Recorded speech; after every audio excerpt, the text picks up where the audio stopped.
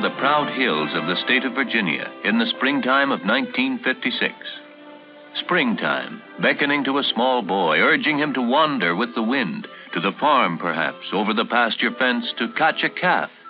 Not an easy thing, because, after all, a calf's a youngster like himself.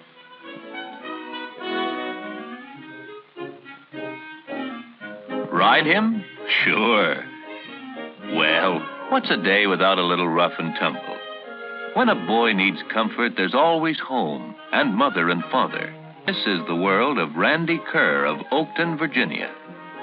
Typical, except for one thing. Randy was the first child to receive an injection of Salk polio vaccine in the field trials in 1954. Much, however, had preceded this moment when Randy Kerr made history. In the all-out fight against polio, led by the National Foundation for Infantile Paralysis, there were many years of struggle and heartbreak. Parents lived in fear of polio's sudden attack and the tragic aftermath. Thousands upon thousands of children and adults fell prey to the crippler. March of Dimes funds were needed everywhere, needed desperately by patients, needed by an army of scientists who searched for a preventive.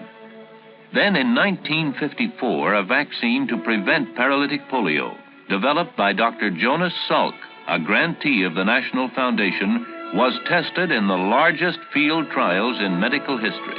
Once the Public Health Service authorizes its release, the polio vaccine can begin to protect American youngsters.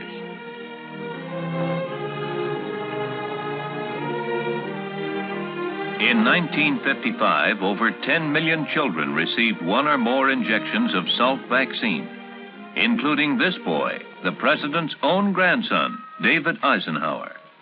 And now, like millions of boys and girls across the nation, David, too, is protected against paralytic polio, free to play and enjoy the delights of summertime with the president, his grandfather. From the United States Public Health Service, a report on these vaccinations in 1955. Here is a very simple chart which indicates how the vaccine worked during 1955. It is based on reports from 22 states and New York City.